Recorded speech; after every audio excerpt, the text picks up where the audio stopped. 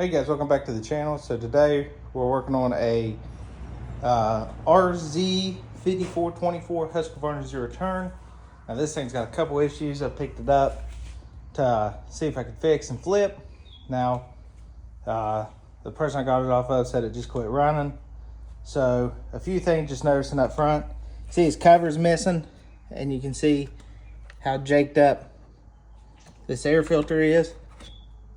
It's been sitting outside, so that's definitely not good. That's probably been taking water. I put one of my batteries in it and got the jumper on it, and we're not getting any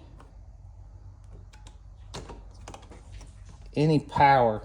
So they've already bypassed the seat switch so they can get off of it with it running. So it can't be good. But the first thing we're going to do is get the meter and see if we've got power down to the solenoid. Alright, so the voltage or the solenoid, as you can see, she's bolted right there. I'm getting power to it, but I'm not getting power out of it. So that's two things. See, that solenoid's bad or that key switch is bad. So first thing we'll do is I'm actually going to just grab the socket here, and I am going to see about pulling those out. All right, so these 4 bolts right here, you got 1, 2, 3, 4. So 1, 2, 3, 4. They were an 8mm. They'll let you pop this cover off. Now, when I bought this, the gentleman said the air meter didn't work. It quit working around, I think, 280. So I bought one of those. But my real reason was I got that switch off. And with the battery hooked up, we should have power through 2 of these terminals here on the left. You should have power here and here. So I took my voltmeter. So we'll put it on this guy here. If I can, 12. This guy here, 12. So we're getting power to that. So that can only tell me that potentially the switch is bad or that's really dirty.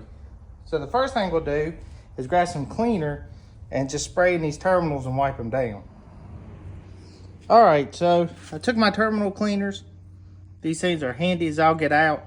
Cleaned up those terminals, put it back together, put my new air meter in because I went ahead and purchased one. And this is still nothing. So even if there was a switch not made, we should still get power to that air meter, and we're getting nothing. What we're gonna do is we're going to jump start this unit. So this top left and this bottom where we had power, we're going to put a wire, jump it from there to there. All right, so with that one crossed over, I went ahead and put my jumper box back on it. But we're going to touch this wire to here. And it should crank, but this one's not. Nothing, we're getting nothing. So now, we're skeptical of the key. We're skeptical of the starter solenoid now, which I do have one of those. So I'm going to remove all this and let's get under there. Okay guys, so you're going to have 2 bolts. It's 11mm on the nut, and then I think it was like a number 4. Yep, 4mm Allen, and that got this starter solenoid off. So you can see this is a ground that went up under it. So we're going to make sure we get that good and clean. Unplug this, and then we'll take, it looks like to be probably at 11 again, and take all this off and put the new one on. All right guys, got the new one back in. Same exact one that came off of it. So there's your part number. Came off of Amazon. So now I just got to bolt that back up in there, put my ground cable on, and I'm going to throw the key switch on first to see if maybe it was just the solenoid the whole time not putting power through. All right, guys, so new solenoid's in, battery's hooked up. Let's go ahead and see if we can get some power here. All right, get the key in, turn it, and oh, that battery's not going. Let me put the jumper on it. Give it a little choke.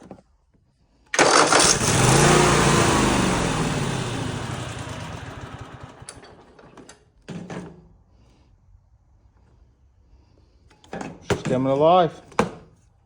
Well, the reason it wasn't staying running, I got no gas in it. So, well, I've got no gas in it. We'll go ahead and change this nasty ass looking fuel filter out. So just 2 clamps, it'll come right off. And I got the new one right here. So also while I'm at it, I got the new fuel filter on. Let's go ahead and get this janky mess here fixed up. So I got a new air filter. You can see that one's trash. Here's my new one. And it's got the breather foam around it. So I'm gonna get that. I'm gonna get me a wipe, clean up in there. And next thing is we got spark plugs. One there and one right there. But first, let's get this filter in.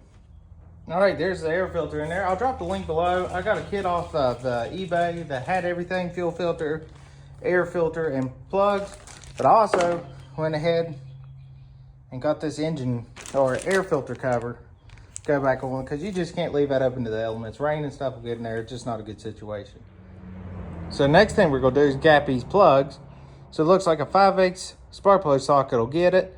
And these plugs gap anywhere from 28 thousandths to 31.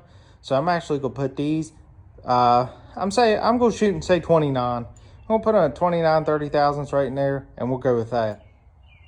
So there's the old ones, they're champions. They've been in there for a long time. You can see how carboned up they are. They are definitely ready to be changed. Then there's the new ones. You can see how wide the gap has got on those over time. So this is definitely gonna bring it to life. All right, cover's on, plugs are in. We got jumper box on. I'm gonna do choke up, parking brake on. These are in neutral. Seat switch is down. Everything should be in place.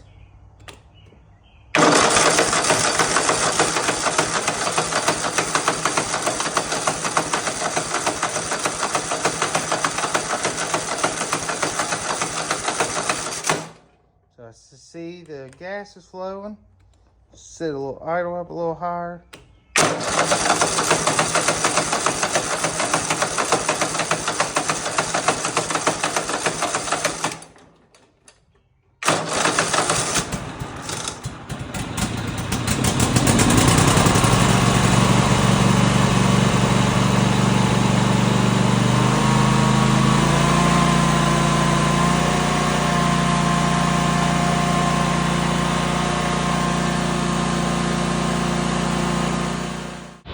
Alright, so that's going to be it for this video. If you guys have any questions or comments, drop them down below. And be sure to tune in to the next video to where we redo the deck and get this thing ready for its new owner. So please like and subscribe. Follow me on Instagram at MustangJackson67. And until next time, let's keep building.